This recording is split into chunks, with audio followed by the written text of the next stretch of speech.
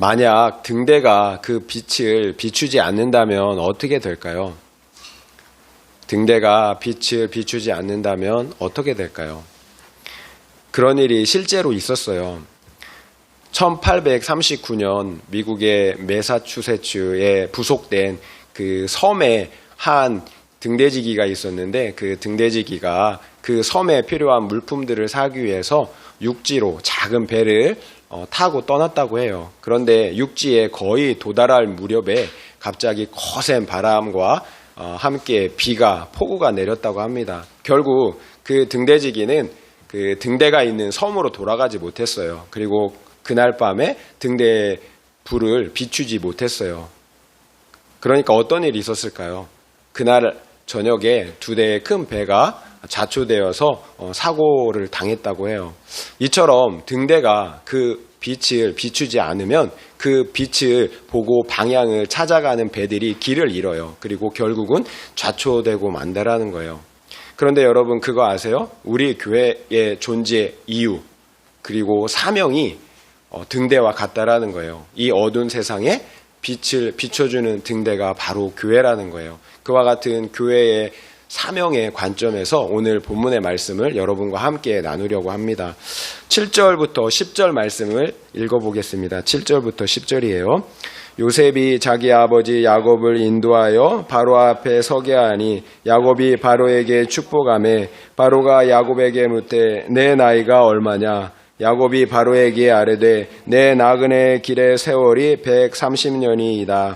내 나이가 얼마 못되니 우리 조상의 나그네 길의 연조에 미치지 못하나 험악한 세월을 보내었나이다 하고 야곱이 바로에게 축복하고 그 앞에서 나오니라. 요셉이 아버지 야곱을 인도하여 바로왕 앞에 서게 합니다. 그런데 그 만남에서 놀라운 일은 야곱이 바로왕을 축복하고 있다라는 거예요. 야곱은 바로왕을 두 번이나 축복합니다. 바로왕 앞에 섰을 때 한 번, 그리고 왕을 떠나올 때 이렇게 한 번, 두 번씩이나 왕을 축복하고 있다라는 거예요. 야곱의 이런 행동에서 우리는 우리 교회의 사명을 보게 돼요. 우리 교회의 사명은 다름 아닌 이 세상을 축복하는 거예요. 그렇다면 우리 교회는 어떻게 이 세상을 축복할 수 있을까요? 하나님께서 믿음의 조상 아브라함을 부르시고 약속하셨던 그 복을 통해서 살펴볼 수가 있어요. 창세기 12장 2절부터 3절 말씀을 제가 여러분에게 읽어드릴게요. 내가 너로 큰 민족을 이루고 내게 복을 주어 내 이름을 창대하게 하리니 너는 복이 될지라. 너를 축복하는 자에게는 내가 복을 내리고 너를 저주하는 자에게는 내가 저주하리니 땅의 모든 족속이 너로 말미암아 복을 얻을 것이라 하신지라. 아브라함에게 약속하신 복은 크게 두 가지예요. 먼저는 내가 복이 되라는 거예요. 그리고 땅의 모든 족속이 너로 말미암아 복을 받을 것이라는 거예요. 그래요. 아브라함에게 약속하신 복은 먼저는 내가 복이 되는 거예요. 그리고 다른 사람들에게 그 복을 전하는 복의 통로가 된다라는 거예요. 아브라함에게 약속하신 이 복은 1차적으로는 예수 그리스도를 통해서 성취가 되었어요. 예수 그리스도께서 십자가의 죽으심과 부활하심으로 죄와 사망을 이기시고 복의 근원, 생명의 근원이 되셨다라는 거예요. 그리고 땅의 모든 족속은 그 예수를 믿음으로 그 복에 참여할 수 있게 되었다라는 것입니다. 그리스도께서 성취하신 이 언약의 복은 또다시 영적 이스라엘인 우리 교회에게 그대로 이루어졌어요. 먼저는 예수를 믿는 우리 교회가 영생의 복을 받는 거예요. 그러니까 우리가 복이 되는 거예요. 그리고 우리 교회를 통해 믿지 않는 세상 사람들이 그 복에 참여하게 되는 거예요. 반드시 죽어야 하는 인류, 영원한 심판을 받아야 하는 인류에게 죽지 않아도 된다라는 것보다 더 큰 복이 어디 있겠어요. 이처럼 아브라함에게 약속하신 복은 본질적으로 예수 그리스도에게 이루어졌어요. 그리고 예수를 구주로 믿는 우리 교회에게 이루어졌습니다. 먼저는 내가 죄사함의 복, 영생의 복을 받는 거예요. 그리고 다른 사람들에게 그 복을 전하는 복의 통로가 되는 거예요. 이것이 하나님께서 아브라함에게 약속하신 복이고 동시에 우리 교회의 사명이라는 거예요. 그래요. 교회의 사명은 예수 그리스도께서 성취해 놓으신 그 죄사함의 복, 영생의 복을 이 세상 어두운 세상에 흘려보내는 복의 통로가 되는 거예요. 그렇다면 하나님은 왜 우리와 이 세상의 사람들을 구원하시는 걸까요? 우리를 구원하시는 본질적인 이유는 무엇일까요? 잃어버린 하나님을 다시 회복하시기 위함이에요. 태초에 하나님께서는 온 세상을 창조하시고 인간으로 이 세상을 통치하도록 하셨어요. 하나님은 인간을 대리 통치자로 삼아서 이 세상을 통치하도록 하셨다라는 거예요. 그러나 인간의 불순종으로 말미암아 이 세상에 대한 통치권은 사탄에게 넘어가고 말았어요. 이제 이 세상의 통치권자는 공중권세 잡은 자 사탄이라는 거예요. 그래요. 타락 이전에 이 세상은 하나님께서 통치하시던 하나님의 나라였어요. 그러나 이제는 더 이상 하나님의 나라가 아니에요. 사탄이 통치하는 사탄의 나라가 되고 말았다라는 거예요. 왜 이 세상에 수많은 불의와 저주와 질병과 전쟁과 약탈과 파괴가 가득할까요? 하나님의 나라라면 왜 이런 저주와 죽음, 죄악된 결과들이 가득하냐라는 거예요. 우리 인간의 죄의 결과인 거예요. 타락의 결과라는 거예요. 하나님의 통치가 사라졌어요. 그래서 죽음과 저주 그리고 죄의 결과들이 온 세상에 관영하게 되었다라는 거예요. 결국 하나님께서 하나님의 대리 통치자인 우리 인류를 구원하셔야 하는 이유는 궁극적으로 하나님의 나라를 다시 회복하시기 위함이에요. 하나님 나라의 백성을 회복하지 않으면 하나님의 나라를 회복할 수가 없기 때문에 그렇다라는 거예요. 인류의 대표인 최초의 아담은 실패했어요. 그리고 그 죄와 타락의 결과 아담 안에 있는 모든 인류는 아담과 함께 죽게 되었어요. 그렇다고 아담만의 책임은 아니라는 거예요. 성경은 모든 사람이 죄를 범하였기 때문에 사망이 모든 사람에게 이르렀다라고 말씀하고 계신다라는 거예요. 아담의 죄 때문이 아니라는 거예요. 모든 사람이 죄를 범하였기 때문에 모든 사람이 사망에 이르게 되었다라는 거예요. 결국 모든 사람은 자신의 죄 때문에 죽는 거예요. 핑계할 수가 없는 거예요. 그러나 두 번째 아담이신 예수께서 모든 인류의 죄를 대신하여서 죽으실 뿐만 아니라 다시 살아나셨어요.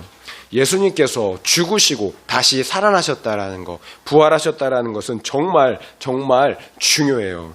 왜냐하면 죽음은 죄의 결과이기 때문이에요. 따라서 죽음을 이기시고 부활하셨다라는 것은 죄의 문제, 인류의 치명적인 문제, 해결할 수 없는 그 죄의 문제를 해결했다라는 거예요. 그래서 예수님의 다시 사심은 너무너무 중요한 거예요. 그 결과 어떻게 됐어요? 첫째 아담 안에서 죽어야 했던 인류는 둘째 아담이신 예수 안에서 다시 생명을 얻게 된 거예요. 놀라운 사건인 거예요.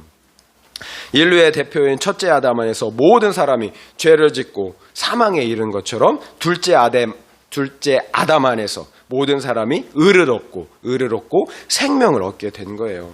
그리스도 예수 안에서 죄사함의 복, 영생의 복을 받게 됐다라는 거예요. 이것이 아브라함에게 약속하셨던 하나님의 복의 내용이에요.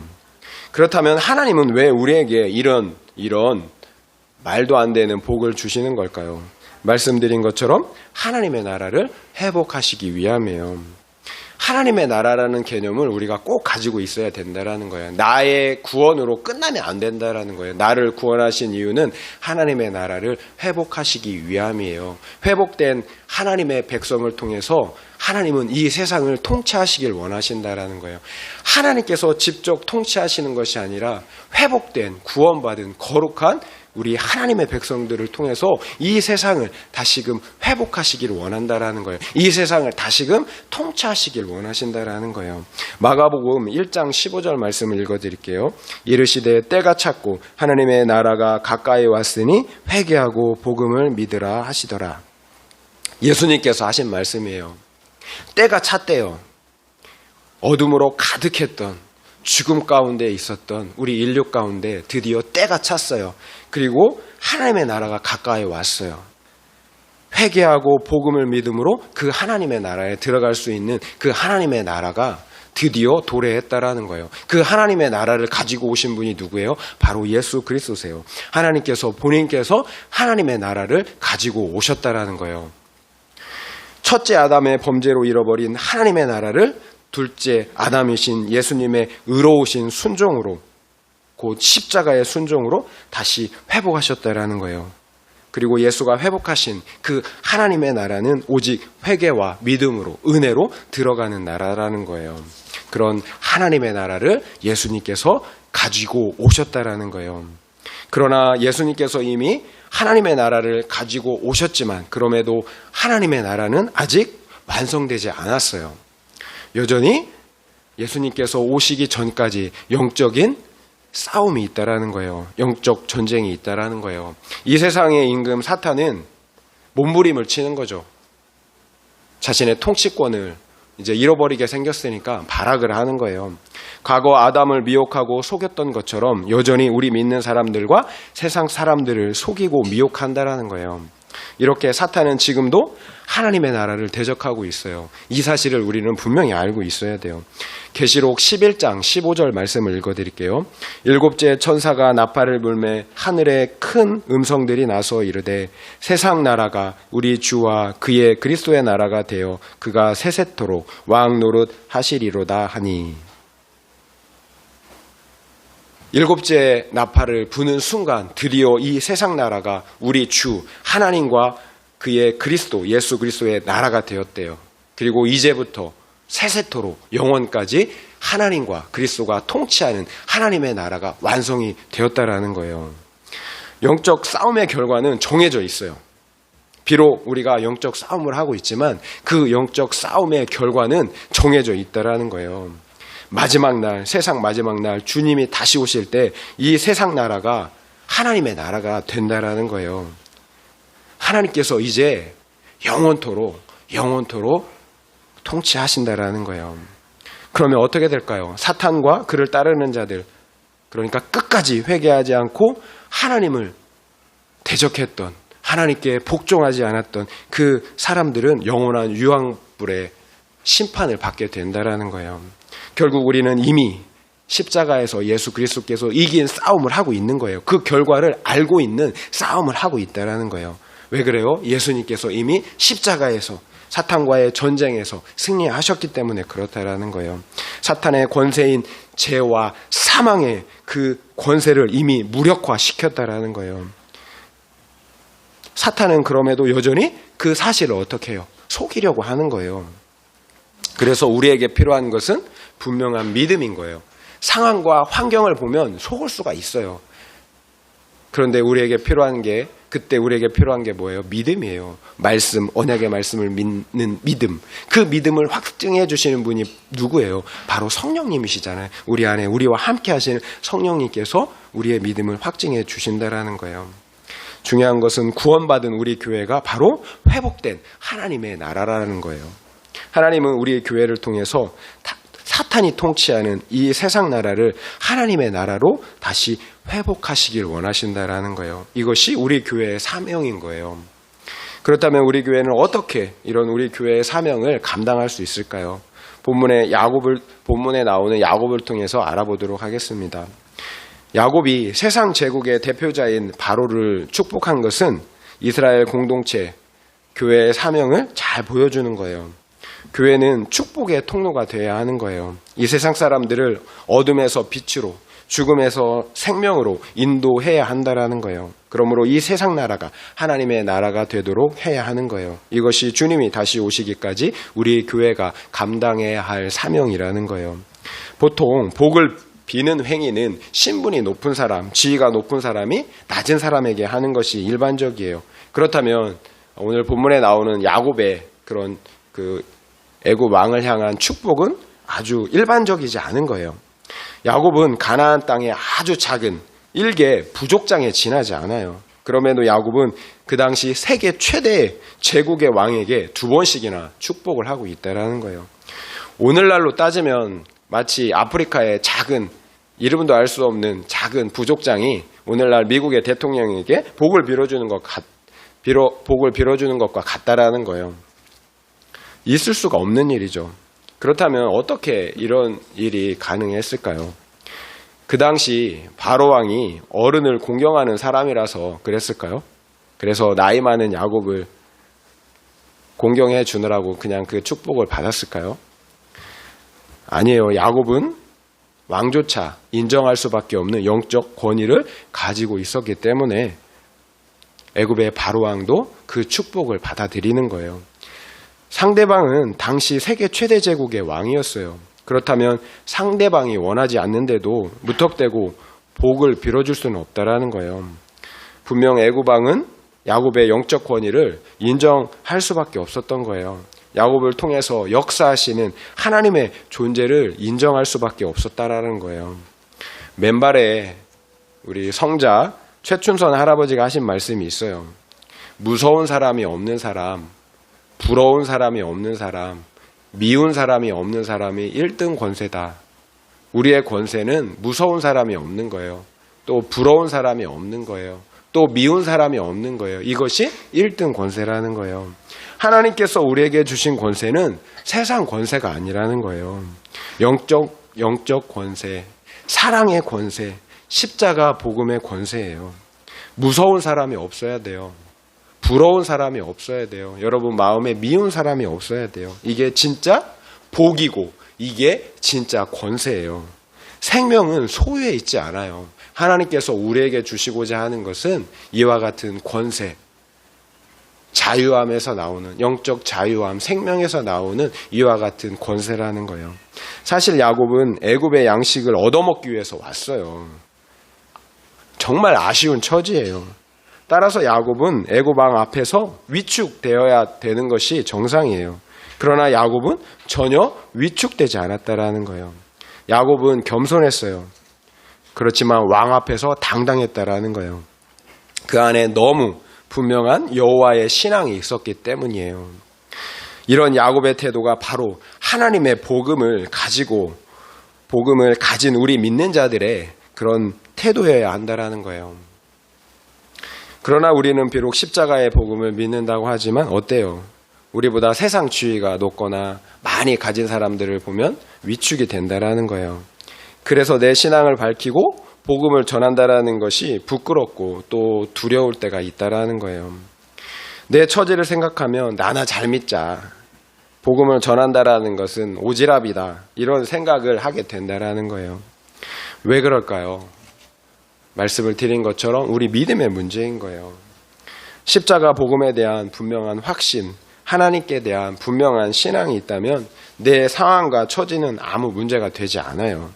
상대방이 아무리 잘 산다 할지라도 위축될 이유가 전혀 없다라는 거예요. 신약에 등장하는 바울을 한번 보세요. 그리고 수많은 예수님의 제자들, 예수님을 따르던 사람들을 보세요. 바울은 분명 죄수의 신분으로 재판을 받고 있는 중이었어요. 그러나 바울은 전혀 위축되지 않아요. 자신이 죽을 수도 있는 그런 재판 가운데에서도 어떻게 해요? 총독에게 그리고 왕들에게 수많은 사람들에게 담대히 십자가의 복음을 전했다라는 거예요. 이것이 바울의 일관된 그의 삶의 모습이었다라는 거예요. 우리가 믿는 주님은 평생 집도 절도 없이 오직 하나님의 복음을 전파하셨어요. 그러다가 결국은 십자가에 달려 죽으셔야 했다라는 거예요. 그런데 우리는 그 주님의 희생으로 구원을 받았어요.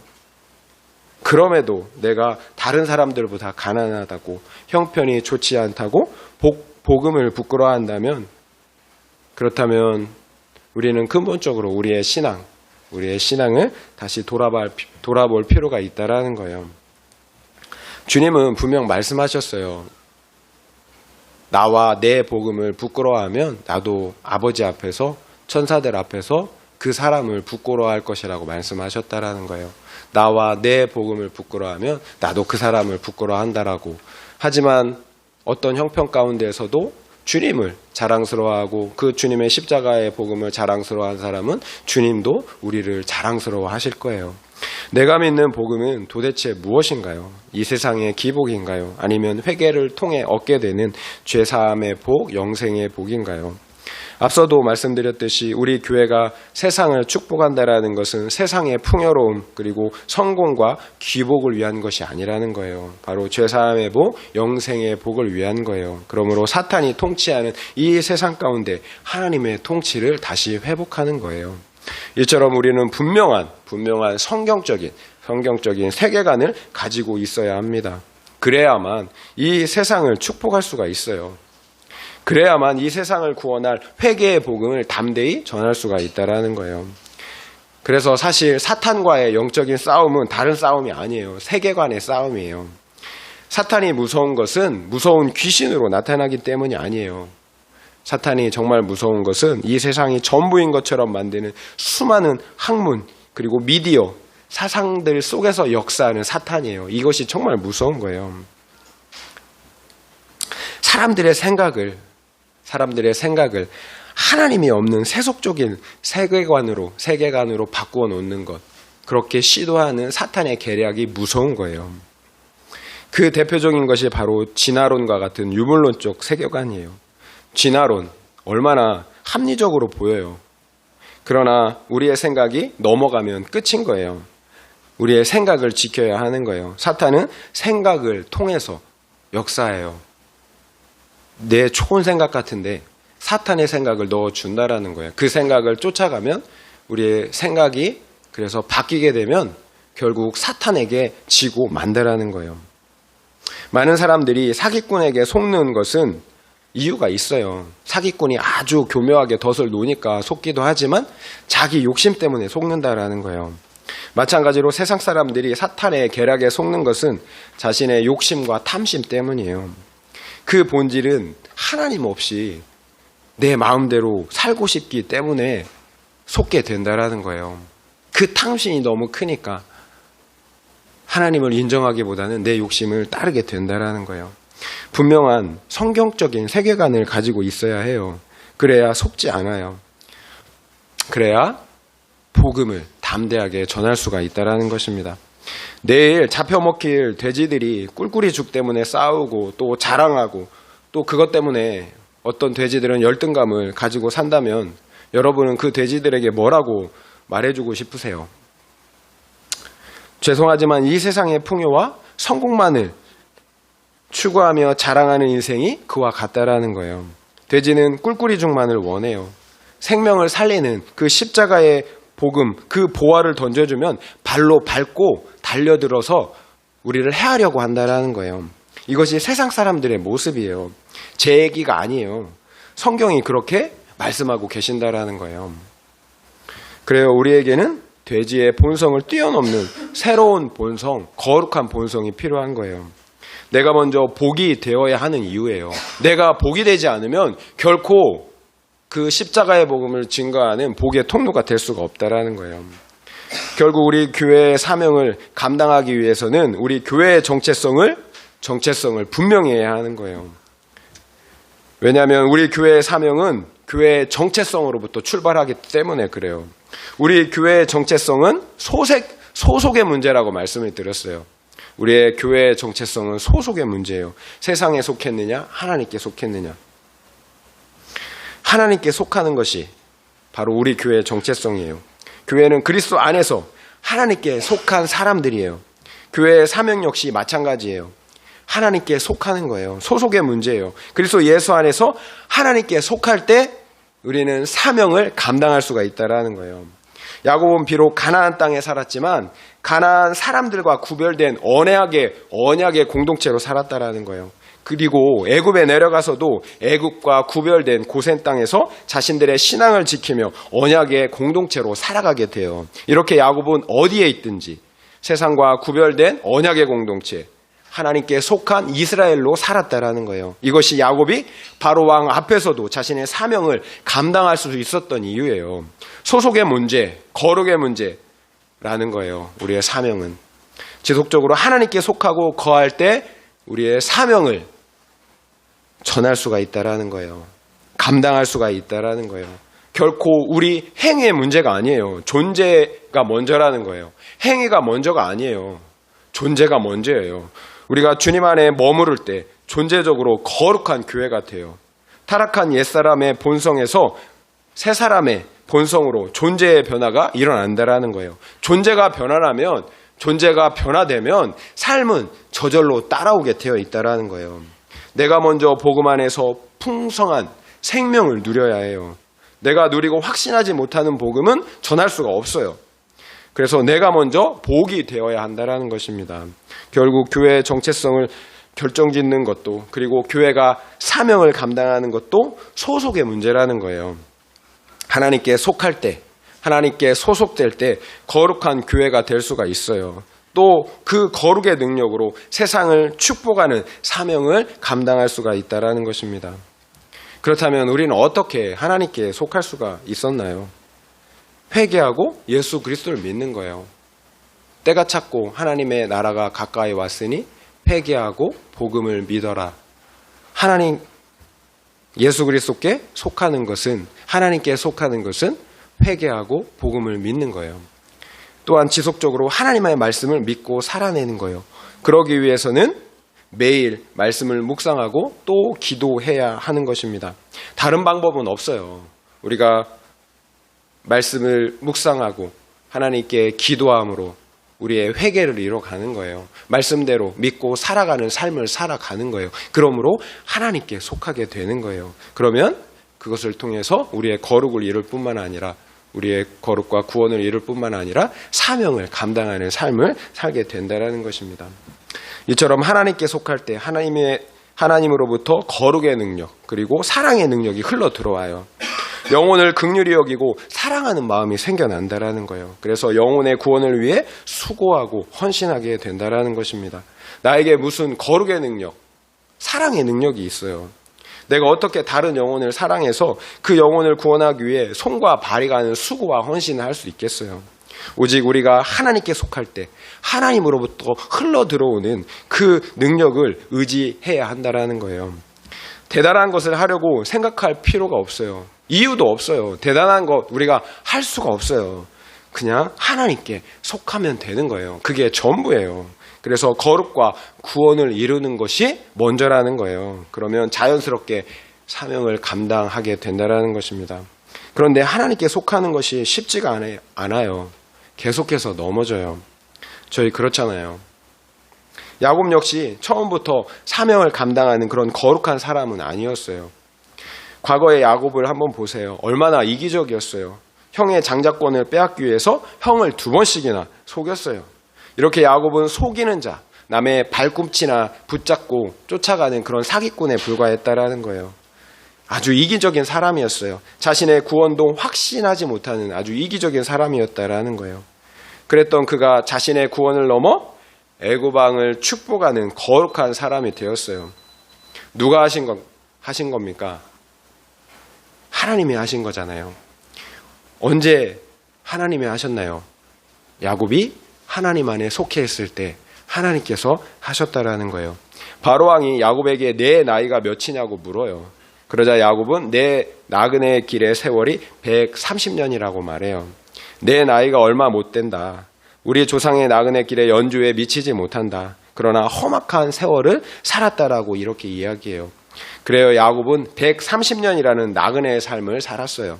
그의 고백처럼 아주 험악한 삶을 살았어요. 그 시간은 어떤 시간이었나요? 바로 고난과 연단, 훈련의 시간이었어요.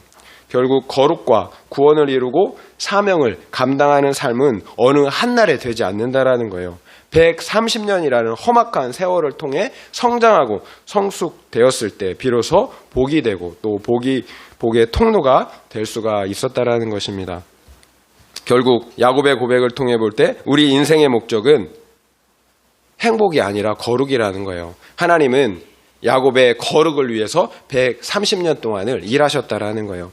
야곱만 그런가요? 믿음의 조상 아브라함도 이삭도 요셉도 유다도 다 동일해요.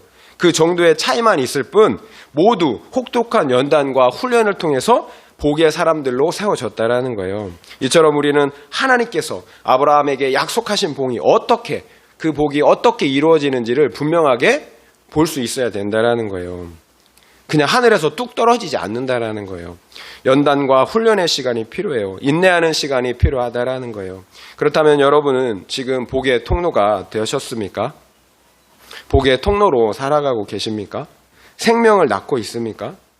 여러 번 말씀드리지만 내 안에 생명이 있다는 가장 확실한 증거는 생명을 낳는 거예요. 하나님은 우리를 생명 낳는 복의 통로가 되기까지 연단하신다라는 그 사실을 잊지 말아야 해요. 제가 설교를 준비하다가 어떤 목사님의 간증이 생각이 났어요. 이 목사님은 신앙적으로 엘리트 코스를 밟아왔던 분이에요. 미국 유학 중에 돌아와서 아버지가 담임하시는 그 교회를 물려받았다고 합니다. 이 목사님은 지금까지의 열심 그리고 그 성실을 무기 삼아서 정말 열심히 목회했다고 해요. 그런데 이 목사님의 열심에도 불구하고 목회가 잘 되지 않는 거예요.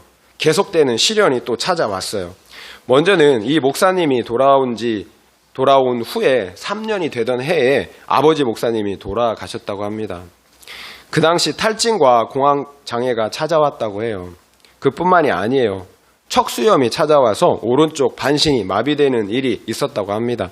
결국 1년간 진통제를 맞으면서 힘들게 사역을 이어나가야 했다고 해요. 그런데 이 목사님은 재작년에는 또 강경화 진단까지 받았다고 해요. 엎친 데 덮친 격으로 수많은 고난들이 한꺼번에 찾아오는 거예요. 이 목사님은 너무 절망이 되었대요. 최선을 다했는데, 자신은 열심을 다했는데 이게 뭔가 불평과 원망이 쏟아져 나왔다고 해요. 그 당시 목사님은 5개월간의 쉼을 갖는 중에 있었어요.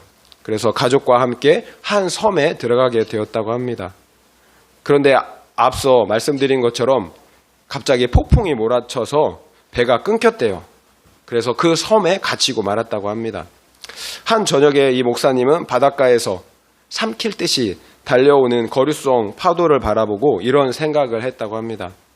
저 파도가 와서 나를 데려가면 좋겠다. 그렇게 죽으면 좋겠다. 마음에 병이 생기니까 처자식도 전혀 생각이 나지 않았대요. 이렇게 마음의 병이 무섭다라는 거예요. 그런데 그 당시 그분 옆에는 칠흑 같은 바다를 밝혀주는 등대가 하나 서 있었다고 합니다. 그런데 갑자기 성령의 음성이 그분 심령에 들려왔다고 해요. 너는 빛이 아니다. 그런데 너는 왜 빛이 되려고 했느냐라는 음성이 들려왔대요. 그때 목사님은 깨달았대요. 나는 어둠인데 내가 빛이 되려 했구나. 하나님만 빛이시구나. 주님만 빛이시구나. 그런데 내가 빛이 되려고 했구나. 내가 노력하면 뭔가 될 줄 알았구나. 이런 깨달음이 왔대요. 그러자 그 목사님은 하나님께 속하지 않고 자신의 힘과 의를 자랑하려고 했던 죄를 보고 철저하게 회개할 수 있었다고 합니다. 그래요. 우리는 빛이 아니에요. 스스로 빛을 낼 수가 없어요. 우리는 단지 빛의 통로인 등대일 뿐이에요. 등대. 빛은 하나님밖에 없어요. 따라서 우리의 사명은 오로지 빛의 통로가 되는 거예요. 우리를 통해 빛 대신 예수 그리스도가 세상에 비추어지게 하는 것입니다. 우리의 말과 삶으로 그 빛을 비추어야 합니다. 결국 우리의 거룩과 구원도 우리의 사명 역시도 소속의 문제라는 거예요.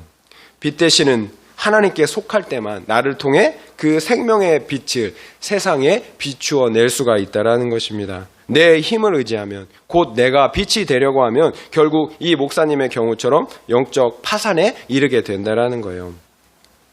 어떤 사람들을 보면 이 목사님의 경우처럼 세상적으로 너무 잘난 사람들이 있어요. 정말 잘난 사람들이 있어요. 그래서 자신이 이미 가지고 있는 많은 좋은 것들, 좋은 성품, 성실이라는 자기 근육을 이용해서 신앙생활을 한다는 거예요. 그러면 사람들은 그 사람의 신앙을 좋은 믿음이라고 이렇게 평가해줘요. 칭찬해줘요.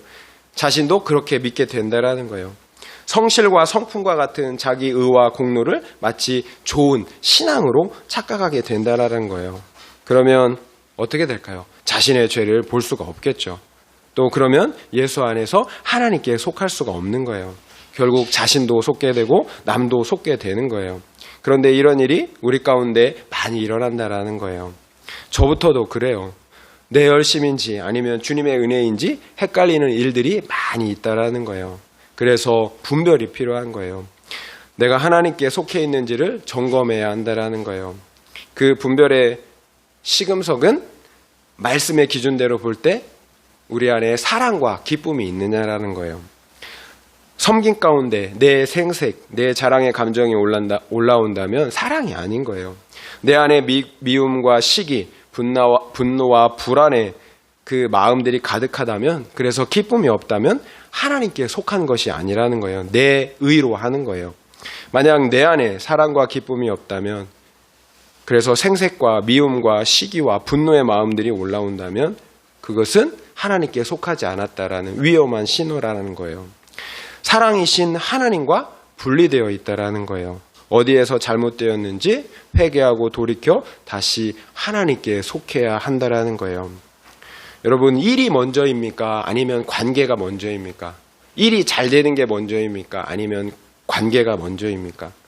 이 세상에서는 일이 먼저일지 몰라요. 하지만 하나님의 나라에서는 저는 관계가 먼저라고 생각이 돼요.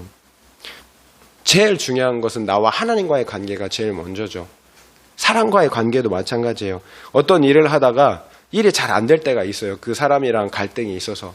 그러면 저는 그냥 일이 안 돼도 그냥 내버려 두어요. 왜냐하면 그 사람의 관계가 더 중요하니까. 때로는 그 일을 하는 자체가 관계를 좋게 하기 위해서 하는 거거든요. 사랑하기 위해서 하는 거거든요.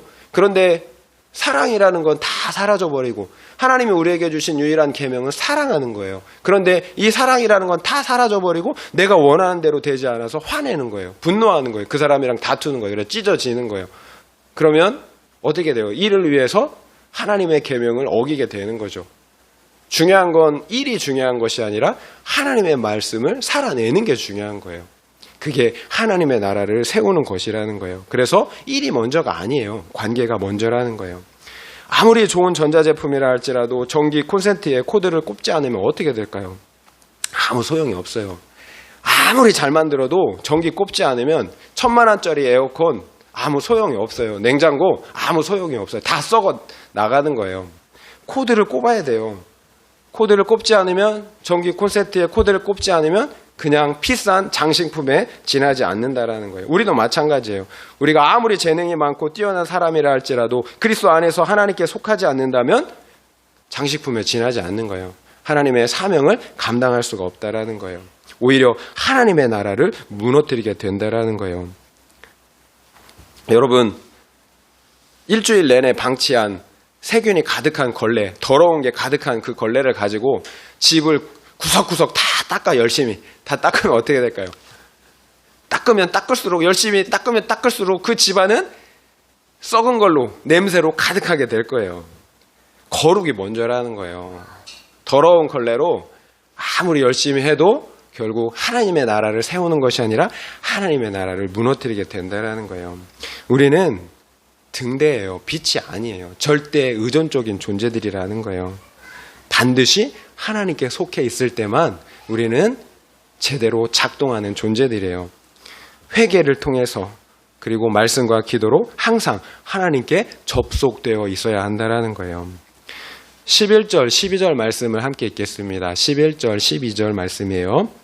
요셉이 바로의 명령대로 그의 아버지와 그의 형들에게 거주할 곳을 주되 애굽의 좋은 땅 라암셋을 그들에게 주어 소유를 삼게 하고 또 그의 아버지와 그의 형들과 그의 아버지의 온 집에 그 식구를 따라 먹을 것을 주어 봉양하였더라. 세상을 축복하는 교회의 사명을 감당할 때 하나님은 세상의 왕 바로를 통해서 이스라엘의 모든 가족들을 봉양하게 하세요. 그래요. 우리 교회는 세상 사람들과 사는 방식이 완전히 다른 사람들이에요. 세상 사람들처럼 무엇을 먹을까, 입을까 이렇게 염려하고 걱정하는 사람들이 아니라는 거예요. 먼저 그의 나라와 의를 구하는 사명을 감당할 때 하나님께서 먹을 것, 입을 것을 다 책임져 주신다라는 거예요. 영원한 생명은 물론이고 우리의 육적인 생명까지도 반드시 책임져 주신다라는 것입니다. 이것이 우리 교회의 하나님의 거룩한 백성들의 삶의 모습이어야 되는 거예요. 말씀을 마무리하겠습니다. 하나님은 우리를 세상과 구별된 거룩한 교회로 부르셨어요. 교회로 부르신 이유가 있었습니다. 먼저는 교회 공동체로 함께 거룩과 구원을 이루어 가게 하시기 위함입니다. 그리고 교회로 이 땅에서 사명을 복의 통로가 되어서 사명을 감당하게 하시기 위함이에요. 교회의 사명은 세상을 축복하는 것입니다. 죽어가는 영혼들을 구원하여서 하나님 나라를 회복하는 것이 교회의 사명이라는 거예요. 결국 우리를 교회로 부르신 것은 아브라함에게 약속하신 복의 성취입니다. 먼저는 내가 구원의 복을 받는 거예요. 그리고 내가 그 복의 통로가 되어서 다른 영혼들을 살리는 것입니다. 그렇다면 어떻게 그 사명을 감당할 수 있었습니까? 말씀드린 것처럼 우리 교회의 정체성은 소속의 문제였습니다. 우리의 거룩과 구원을 이루는 것도, 그리고 우리의 사명을 감당하는 것도 오로지 소속의 문제입니다. 그렇습니다. 하나님께 속할 때에만 우리의 거룩과 구원을 이룰 수가 있습니다. 또한 세상을 축복하는 사명을 감당할 수가 있습니다. 결국 하나님께 속하는 것만이 우리의 거룩이고 또한 생명이고 또 사명을 감당하는 능력이라는 것입니다. 우리는 등대이지 빛이 아닙니다. 빛은 오직 우리 주님뿐입니다. 이 분명한 사실을 알 때에만 우리는 빛을 비출 수가 있어요. 나를 통해 생명의 빛, 복음의 빛을 비추기 위해서는 내가 먼저 빛 가운데 거해야 한다라는 사실을 알아야 하는 거예요. 초두에 말씀드린 것처럼 등대가 빛을 비추지 아니하면 배들은 길을 잃고 자초하게 됩니다. 마찬가지로 우리 교회가 이 어두운 세상에서 빛을 비추지 못한다면 세상 사람들은 과거에 우리가 그랬던 것처럼 길을 잃고 방황하다가 결국 죽고 말 것입니다. 우리 교회는 야곱의 고백처럼 이 땅의 나그네들이에요. 가야 할 본향이 있는 사람들이라는 것입니다. 이 땅의 삶이 전부가 아니라는 거예요. 그렇다면 이 땅에서의 삶은 나를 위한 삶이 아니라 하나님께 맡겨주신 사명을 감당하고 하나님 앞에 서야 한다라는 것입니다. 그러니까 이 땅에서의 삶은 생존을 위한 것이 아니라 사명을 감당하기 위한 삶이어야 한다라는 거예요. 우리가 생존을 위해 살면 생존할 수가 없어요. 그러나 우리가 사명을 위해서 살면 하나님께서 우리의 생존을 책임져 주십니다. 바라기는 우리 모두는 그저 생존을 위해서만 사는 사람들이 아니라 이 세상을 축복하는 사명을 감당하는 그런 사명을 살아내는 복된 삶을 다 사시기를 예수의 이름으로 축원드립니다.